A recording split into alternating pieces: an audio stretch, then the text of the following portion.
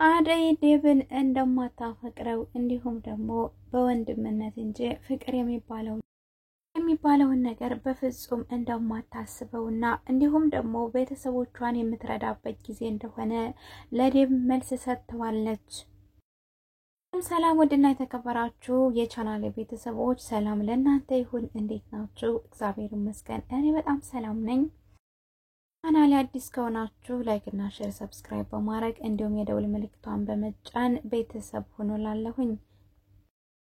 እንግዲህ በተወዳጁ አደይ ድራማ ተመልሰን ተገናኝተናል።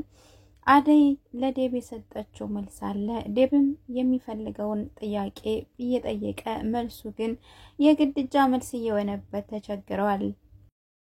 መዝናናት ወጣ ብለው ነበር አደይ እንዲሁም ለምለምና ዴብ ማለት ነው ወጣ ባሉበት ጊዜ። ነገር ግን ለምለምን ወደ ኤላ ልኮ ዴብ እሱ ብቻውን አደይን ለማናገር ያደረገው ጥረት ነበረ። እንግዲህ ደጋግሞ ደግሞ የፍቅር ጥያቄውን ቢያቀርብላትም የአደይ መልስ እንግዲህ አይሆንም ሆኗል። አደይ እያሰበችበት ነው ብለን ያሰብነው የፍቅር ጥያቄው በፍጹም ለዴብ አልፈልግህም የሚል መልስ ነው እየተመለሰለት ያለው። ለምን ወደ ኤላ ቤት ከላከ በኋላ ዴብ አደይን የፍቅር ጥያቄውን በድጋሚ እያቀረበላት ይገኛል።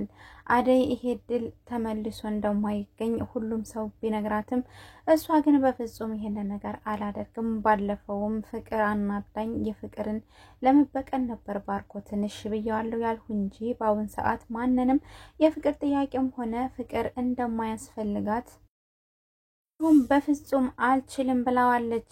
ይሄንን ሲሰማ ዴብ በጣም ነበር የተናደደው። እንዴት ትለኛለች? እንደዛ አይነት ምላሽ አልጠበቀም ነበር።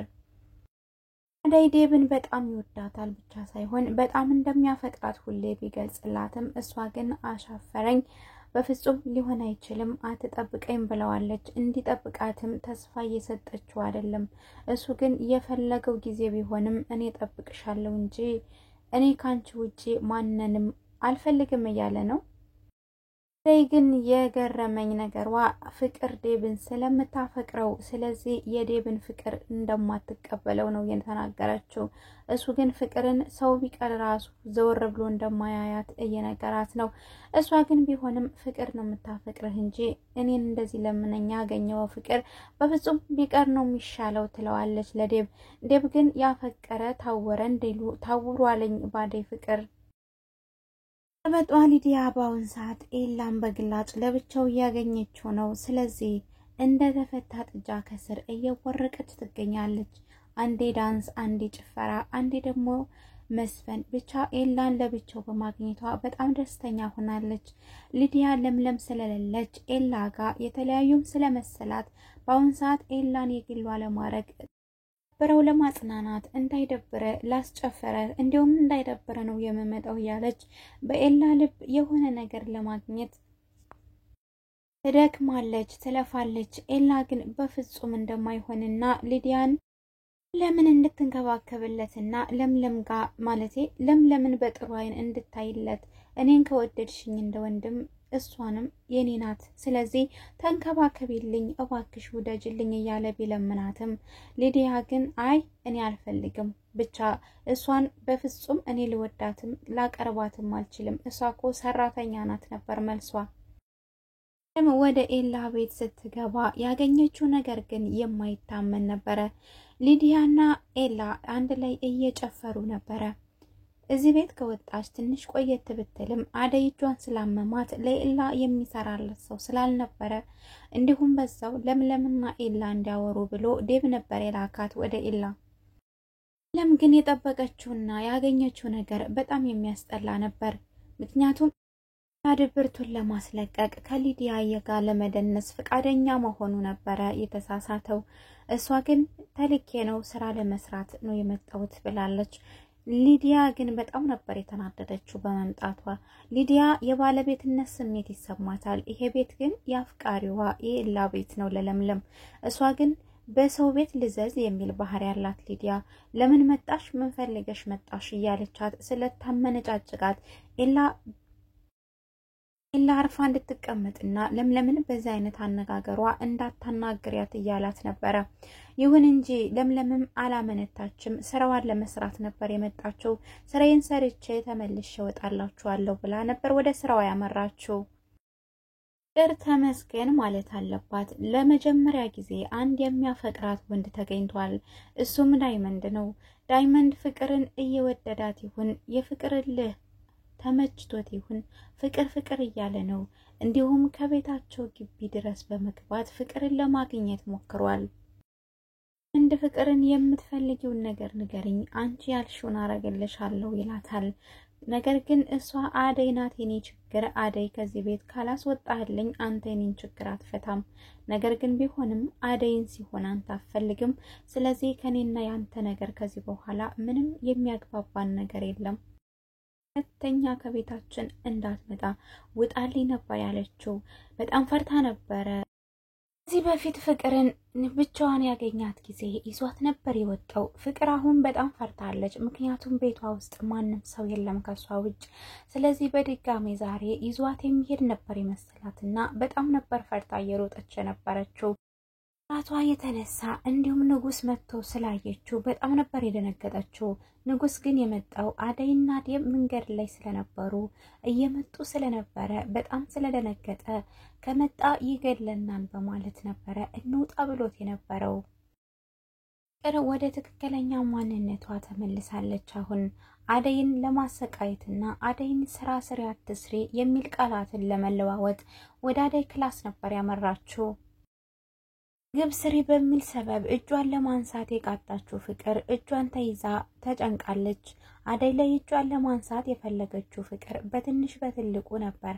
አሁን ግን አደይ ጸባይዋ የበፊት አደይ እንዳልነበረች ለፍቅር እያሳየቻት ነው። ሰብረሽኛል፣ ስለዚህ ምግብ አልሰራም፣ ለምለም ስትመጣ ነው መስራት የምትችለው ስትላት፣ እሷ ግን ለምለምን መጠበቅ አልፈለገች። ልትመታት ስትል አደይ እጇን ያዘችና ሁለተኛ አይደለም እጇን ለማንሳት እንድትናገርኝ አልፈልግም እያለቻት ነው። እንዲህ ያጠገበሽ ልብሽ እንዲህ ሆነው በለምለም ነው አይደለ መልስ ያስተማረችሽ እያለቻት ለመማታት ስትሞክር ነበረ። ነገር ግን አደይ አሁን ብልጥ እየተጫወተች ነው። ቅርብ አደይ ጸባይ በጣም ተገርማለች። በጣም ነበር የደነገጠችው። ምክንያቱም እጇን ከያዘቻት በኋላ የዴብን ድምጽ ስትሰማ ቁጭ ነበር ያለችው አደይ። ስለዚህ ይህን ስታይ ፍቅር የአደይ ድራማዋ በጣም ገረማትና ፍቅር የአንቺ ብቻ ሳትሆኝ እንደዛ አይነት ድራማዎችን የምትሰሪ ሌሎቹም መስራት እንደሚችሉ ማወቅ አለብሽ።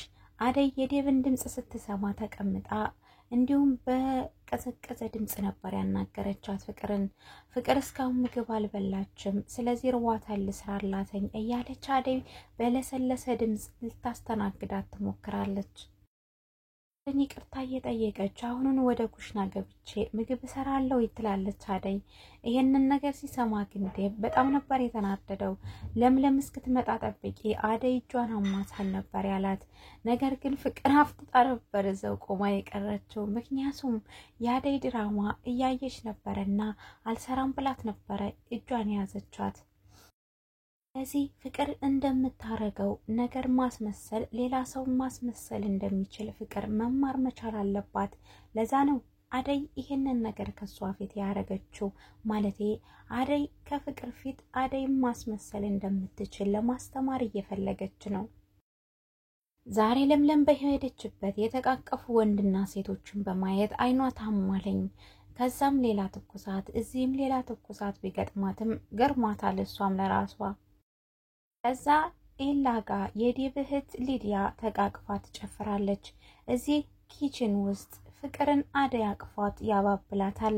ነገር ግን ይሄ ሁሉ ነገር ምን እየተከናወነ ነው ብላ የተናደደችው እንዲሁም ደግሞ የገረማት ለምለም እንዴ ግን ፍቅርን ያቀፋት በሌላ ነገር ሳይሆን በጣም ስላሳዘነችው ነው።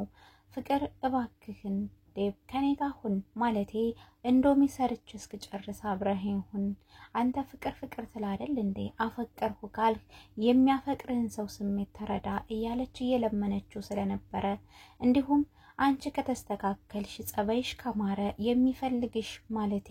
የሚፈልግሽ በዛለኝ የፈለግሽው ሰው ብቻ ሳይሆን አንቺ ያጣሽው ሰው ፈልጎሽ መጣል እያለ ያባበላት ነበር። ዛም መካከል ነበር ያቀፋት ፍቅር ዴቭ።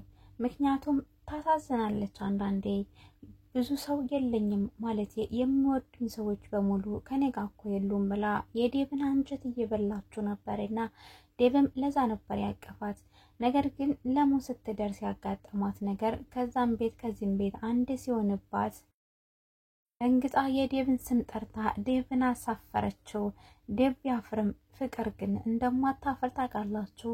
በለምለም በጣም ነበር የተናደደችው። ዴቭ ለመጀመሪያ ጊዜ ፍቅርን በሆነ ነገር ትሪት አድርጎ ሲያቅፋት ከጎኗ ሲሆን፣ ስለዚህ ይህንን ጥሩ አጋጣሚ ለምለም አፍርሰዋለች። በጣም ተናዳለች ፍቅር። አስተያየቷ የሚገል ቢሆንም ዛሬ ግን አስተያየት አይገልም እንጂ አስተያየት ቢገል ዛሬ ለምለም የመሞቻዋ ቀን ነበረ። ምክንያቱም የፍቅር አስተያየት የሚገል ነበር የሚመስለው፣ ያስፈራ ነበረ። ምክንያቱም ተቃቅፈው ስታያቸው ማለፍ አልቻለችም። እዚህ ጋር ዴቭ አደይን አፈቅራለሁ እያለ ስለሆነ ለምለም ላማ ፍቅርሻለሁ እያላት ሌላ ሴት እያቀፈ ስለሆነ በጣም ስለገረማት ነበረ የዴቭን ስም ጠርታ ከተቃቀፉበት እንዲለያዩ ያደረገቻቸው። ፍቅር በአሁን ሰዓት ግን ቀስ በቀስ የዴቭን ልብ አንጀት እየበላች ፍቅሯን የራሷ የምታረግ ይመስለኛል። ምክንያቱም ዴቭን አልፈልግህም በማለት መልስ እየሰጠችው ነው። እሱ ግን በፍጹም ሊሰማት አልቻለም። እወድሻለሁ፣ አፈቅርሻለሁ፣ የኔ ብቻ ሁኝ በማለት የሱ ብቻ ማድረግ የሚፈልገው ዴቭ በፍጹም አደይ የሱ እንዳልሆነች እንዲሁም የሱ እንደማትሆን ማመን መቻል አለበት። የባርኮት ፍቅረኛም መተመልሳ መታለች። ባርኮት የት ገብቶ ነው? የባርኮት ፍቅረኛ ከመጣች ባርኮት የት ገባ? ባርኮት ከፍቅረኛዬ ጋር ሄዳለሁ ብሎ የዋሸውስ ውሸት ምን ነበር? የተከበራችሁ የቻናል ቤተሰቦች ለዛሬ ይዤላችሁ የመጣሁት ቪዲዮ በዚህ ያበቃል። በሌላ ቪዲዮ እስከምንገናኝ ድረስ መልካሙን ለእናንተ ተመኘሁላችሁ። ቻናሌ አዲስ ከሆናችሁ ላይክ እና ሼር ሰብስክራይብ በማድረግ እንዲሁም የደውል ምልክቷን በመጫን ለቤቴ ቤተሰብ ሁኑ ትላለሁ። መልካም ጊዜ